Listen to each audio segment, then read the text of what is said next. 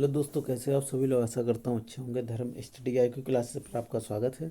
अगर चैनल को like subscribe नहीं किया, प्लीज़ लाइक सब्सक्राइब कर दियो और दोस्तों को अधिक से अधिक शेयर कर दिए। दोस्तों, 2 दिन ही हम वीडियो डाल पाए, ठीक है, लेकिन आज हम फिर अपना उसी के आगे जो सीरीज चल रही है आय दृष्टि मैगजीन के ऑब्जेक्टिव रूप में, उसको हम कंप्लीट करने का प्रयास करेंगे, ठीक है। तो दोस्तों, इससे पहले थोड़ा रिवीजन कर लेते हैं, क्योंकि बोइंग सुकन्या कार्यक्रम पर हम लोगों ने क्लास को एंड किया था। अब उससे पहले हमने आपको बताया था रूफटॉप जो सौर प्रणाली की स्थापना से परिवारों को प्रति वर्ष कितनी बचत होने का अनुमान है, तो 15,000 से 18,000 बताया था। और पीएम सूर्यघर योजना के तहत आदर्श सौर गांव कहाँ स्थापित किए जाएंगे, सभी जिलों में, ये भी बता दिया था। किस प्रधानमंत्री नरेंद्र मोदी ने किस वर्ष इस योजना को लॉन्च किया, 2024 में किया था, याद रखना।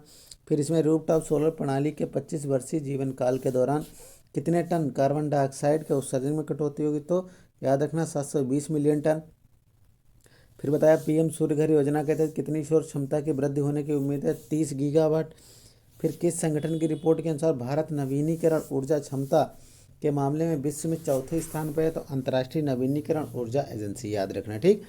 फिर बताया था कि कितने वाट के कितनी क्षमता की सौर ऊर्जा प्रणाली पर 60% केंद्रीय वित्तीय सहायता दी जाएगी, 2 किलोवाट बताया था। फिर बताया था इस योजना के लिए कुल कितना परिव्यय या टोटल आउटले निर्धारित किया गया था, 75,021 करोड़ रुपए, याद रखना। पीएम सूर्यघर योजना के तहत कितने घरों पर सौर ऊर्जा प्रणाली लगाने का लक्ष्य रखा गया, 1 करोड़। 1 करोड़ घरों के छत पर इस सौर ऊर्जा प्रणाली लगाने का लक्ष्य रखा गया था, ठीक।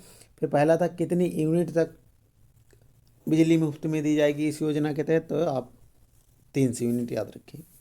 कितनी, 300 यूनिट। तो आय दृष्टि की जो ऑब्जेक्टिव रूप में जो चल रही है सीरीज, जो संतोषी आईएएस की पीडीएफ है, उसी के माध्यम से हम आपको करा रहे हैं। तो आज हमारा जो बोइंग सुकन्या कार्यक्रम है उस पर हम लोग चर्चा करेंगे, ठीक।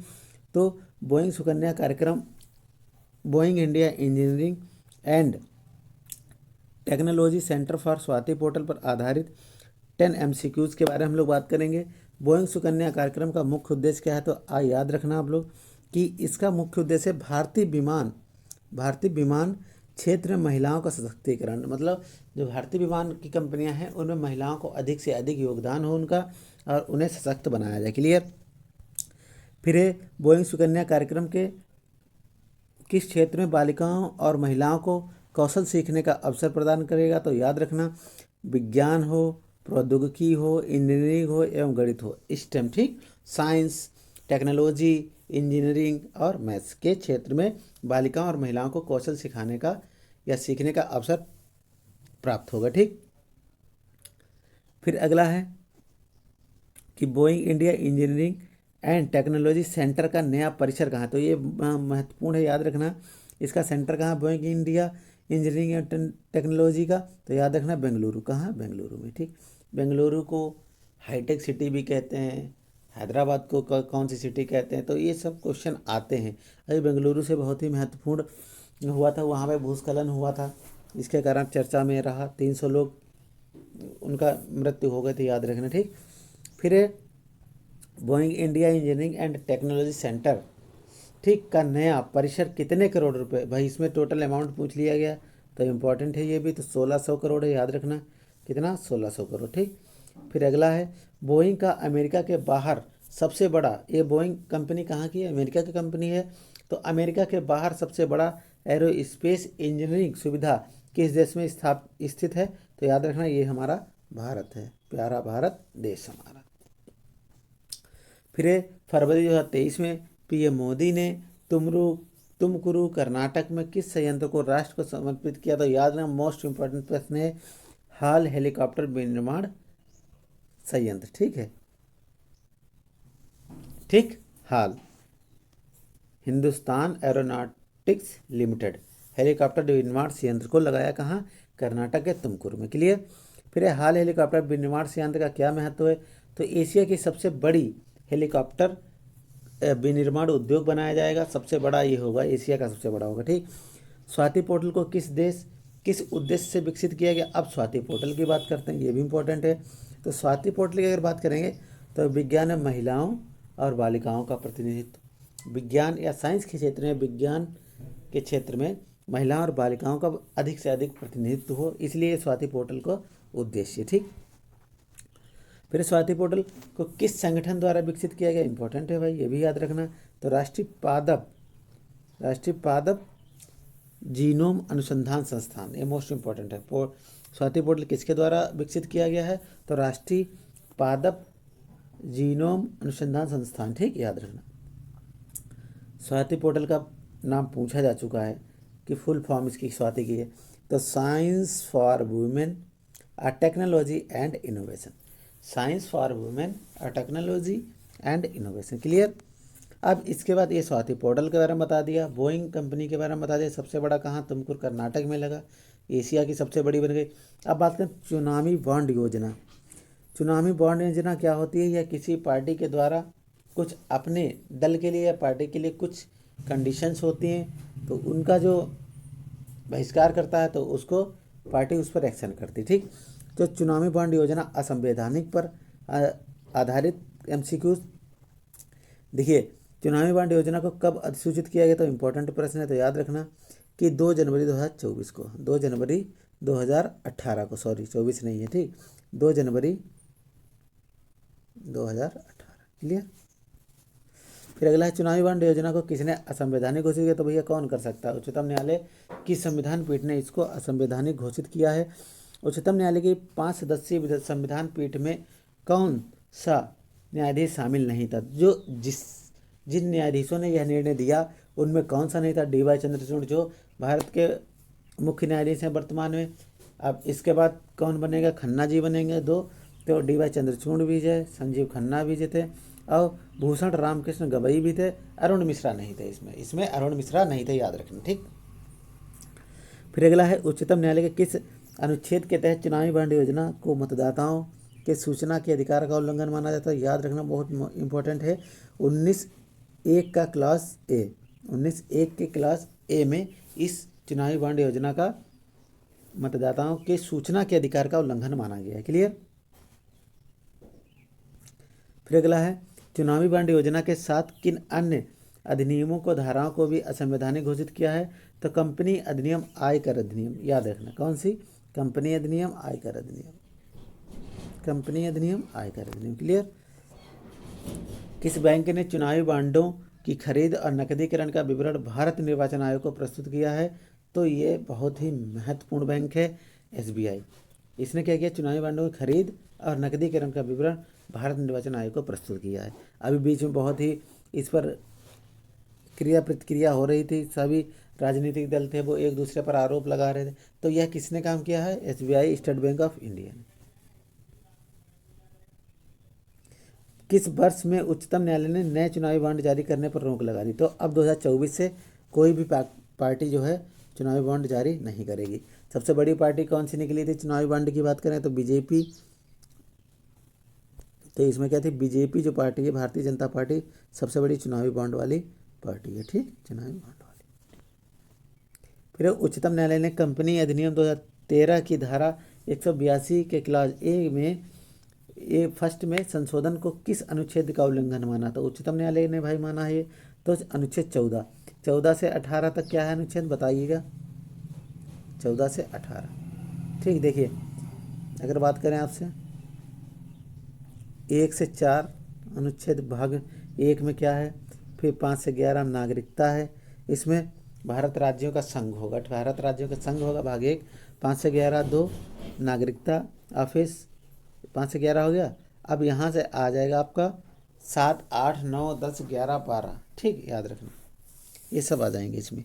फिर चुनावी बॉन्ड किस रूप में जारी किया जाता है, तो वचन पत्र, एक प्रोमिसरी नोट होता है, वचन क्या होगा, वचन पत्र होगा, ठीक। चुनावी बॉन्ड किस रूप में जारी किया जाता है, तो वचन पत्र के रूप में। चुनावी बॉन्ड की वैधता कितने दिन होती है, 15 दिन, याद रखना, पूछा जाएगा, 15 दिन होती है, कितनी, 15 दिन, ठीक। फिर है यदि 15 दिनों के भीतर चुनावी बॉन्ड को चुनाव नहीं भुनाया जाता है तो उसे किसमें जमा कराया जाता है, तो प्रधानमंत्री राहत कोष में, किसमें, प्रधानमंत्री राहत कोष में। अगर आपने 15 दिनों के अंदर चुनावी बॉन्ड आपको मिला है, जो चंदा मिला है उसको नहीं भुगतान कराया तो आपका प्रधानमंत्री राहत कोष है जो पूरे भारत का, उसमें जमा हो जाएगा। ठीक, अगला है चुनावी बॉन्ड को कौन भुना सकता है, तो केवल पात्र राजनीतिक दल, जिनको राजनीतिक दल की मान्यता प्राप्त है वही इसको भुना सकते हैं। के लिए अब बहुत ही महत्वपूर्ण प्रश्न है, भारत रत्न कितने लोगों को 2024 में दिया गया और किस परंपरा को तोड़ा गया है या मतलब टूट गई है, तो इस पर चर्चा करें। ठीक, और भारत रत्न की शुरुआत कब हुई थी ये सब बताएंगे आपको। तो भारत रत्न की शुरुआत हुई थी 1954 में। कब हुई? 1954 में हुई। अब 1954 में कितने लोगों को मिला था, तो 3 लोगों को 1954 में मिला था। किसको किसको मिला था, किसको किसको मिला, नंबर 1, 2 और 3, डॉक्टर सर्वपल्ली राधाकृष्णन, सी राजगोपालाचारी और कौन थे तीसरा बताइए। तो 2024 में कितने व्यक्तियों को भारत रत्न देने की घोषणा की गई है? 5। ठीक, कितने? 5। ठीक, तो 2024 में किसे भारत रत्न से सम्मानित नहीं किया, ये भी प्रश्न पूछेगा। देखिए, नंबर 1 पे आपके कर्पूरी ठाकुर थे, नंबर 2 पर चौधरी चरण सिंह थे, नंबर 3 पर लालकृष्ण आडवाणी जी थे, नंबर 4 पर कौन थे? पीवी नरसिम्हा राव जी थे, और एक कौन थे जो हरित क्रांति के जनक मैं स्वामी नाथन जी थे, याद रखना। तो इसमें महात्मा गांधी जो है आपका आंसर। ठीक, महात्मा गांधी। ठीक, ये हो गया। अच्छा, ये आप लोग बताना कि महात्मा गांधी को भारत रत्न दिया गया या नहीं। इनको भारत रत्न प्राप्त हुआ या नहीं, ठीक, ये बताना आप।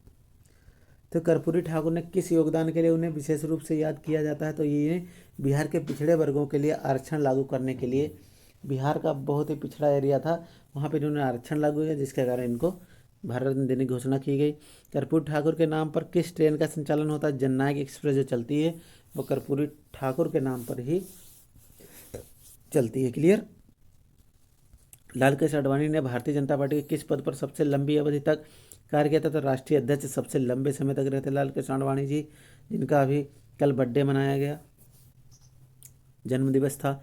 चौधरी चरण सिंह किस राज्य के मुख्यमंत्री, तो ये उत्तर प्रदेश के मुख्यमंत्री रहे, किसानों का मसीहा इन्हें कहा जाता था, और ये बाद में भारत के प्रधानमंत्री भी बने थे। ठीक, फिर पीवी नरसिम्हा राव को किस संदर्भ में जाना जाता है, तो याद रखना भारतीय आर्थिक सुधारों के जनक के रूप में इनको जाना जाता है, पीवी नरसिम्हा राव।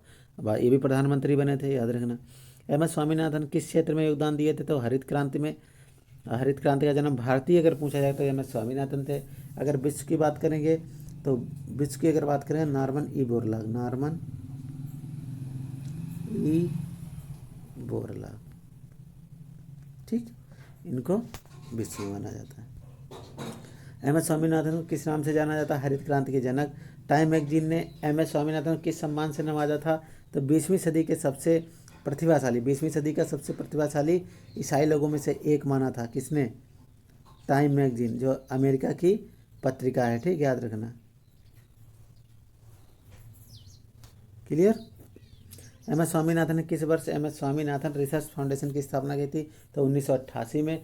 अगर आपसे पूछे कि कहाँ की थी, तो चेन्नई में की थी। राष्ट्रीय डॉल्फिन शोध केंद्र का उद्घाटन किस राज्य में हुआ था, ये बिहार में हुआ। कहाँ? बिहार में हुआ। राष्ट्रीय डॉल्फिन शोध केंद्र किस शहर में स्थित है, तो पटना में। एशिया दक्षिण अमेरिका के कितने देशों ने global declaration for river dolphin Y 2030 पर हस्ताक्षर किया था? 11। एशिया और दक्षिण अमेरिका कितने देशों ने? 11 देशों ने, याद रखना, इंपॉर्टेंट है। कितने देश हो गए? 11। भारत में राष्ट्रीय डॉल्फिन दिवस किस तिथि को मनाया जाता है, तो आपको पता होना चाहिए, 5 अक्टूबर को। कब? 5 अक्टूबर को। वर्ष 2006 में विलुप्त घोषित की गई नदी डॉल्फिन की प्रजाति कौन सी है, तो याद रखना बैजी जो थी यह 2006 में विलुप्त घोषित कर दी गई थी, बैजी। ठीक, वैसे कौन कौन सी इसकी प्रजातियाँ होती हैं? अमेजन डॉल्फिन होती है, गंगा नदी डॉल्फिन होती है, सिंधु नदी डॉल्फिन होती है। ठीक है। निम्नलिखित में से कौन सा देश global declaration for river dolphin Y का हस्ताक्षर नहीं किया? ये इंपॉर्टेंट प्रश्न, याद रखना। तो चीन ने नहीं किया। किसने नहीं किया? चीन ने किया, नहीं किया। कितने ने किया है? टोटल 11 देश बताए। देखिए, पहला बांग्लादेश, दूसरा बोल्विया, तीसरा ब्राज़ील। तो देखो वाले याद रखो, Bangladesh, Bolivia, Brazil, Cambodia, Bharat, Colombia, Ecuador, Nepal, Pakistan, Peru, Venezuela. ठीक, Bangladesh, Bolivia, Cambodia, Bharat, Colombia, Ecuador, Nepal, Pak, Peru, Venezuela, इतने लोगों ने क्या किया? डॉल्फिन वाई 2023 का हस्ताक्षर किया, लेकिन चीन ने इस पर नहीं किया। ठीक, राष्ट्रीय डॉल्फिन शोध केंद्र का उद्देश्य क्या है?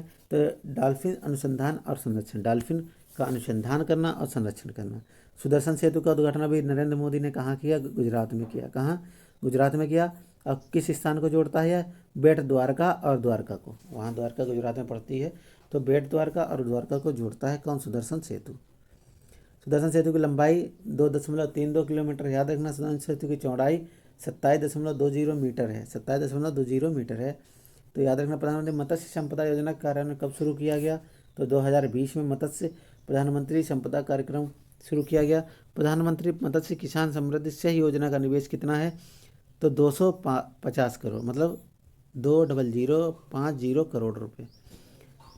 नीली क्रांति का उद्देश्य किससे है? मत्स्य पालन क्षेत्र से। तो यहाँ पर सारी क्रांतियाँ हैं, आप रिवीजन कर लेना, पूछ लेता है। जैसे आपकी श्वेत क्रांति हो गई, नीली क्रांति हो गई, दो ठीक, श्वेत हो गई, नीली हो गई, और कौन सी है? काली क्रांति हो गई, पीली क्रांति हो गई, ठीक, नीली, श्वेत, काली, पीली, और कौन सी? भूरी क्रांति हो गई, स्वर्ण क्रांति हो गई, ठीक। इन सभी क्रांतियों के बारे में आप देख लीजिए। नीली क्रांति मत्स्य पालन क्षेत्र से है। अब उत्तराखंड में समान नागरिक संहिता से संबंधित में महत्वपूर्ण प्रश्न है। उत्तराखंड भारत का ऐसा दूसरा राज्य बन गया जहां पर समान नागरिक संहिता लागू की गई, लेकिन ये स्वतंत्र भारत का है। इससे पहले कहाँ? गोवा में थी। तो इस पर हम चर्चा करेंगे। तो आज हमने आपको कराया कहाँ से लेकर? प्रधानमंत्री मत्स्य योजना बताई, सुदर्शन सेतु बताया, राष्ट्रीय डॉल्फिन शोध केंद्र बताया, और इस पर कितने देशों ने हस्ताक्षर किए हैं? तो 11 देशों ने किया, लेकिन चीन ने इस पर हस्ताक्षर नहीं किया, ये बताया आपको। और बोइंग कंपनी के बारे में बताया, राष्ट्रीय डॉल्फिन शोध संस्थान बताया, भारत रत्न के बारे में बताया, 5 लोगों को दिया 2024 में, और इसकी शुरुआत 1954 में हुई थी। 3 व्यक्तियों को दिया गया था। लालकृष्ण आडवाणी ने सर्वाधिक लंबी अवधि तक राष्ट्रीय अध्यक्ष के रूप में काम किया, याद रखना। तो इस प्रकार से हमने आज आपको ये महत्वपूर्ण चुनावी बॉन्ड भी बता दिया। कितने दिन तक वैध रहता है? 15 दिनों तक रहता है, और राजनीतिक जो पार्टी है वही इस पर करेगी। और न्यायालय ने कंपनी अधिनियम के 19(2) बता दिया था, ये भी बता दिया था। तो इस प्रकार से हमारा जो आज था, हमने एक प्रश्न कराए। अब मिलते हैं आपको अगले वीडियो में। जब तक के लिए जय हिंद, जय भारत।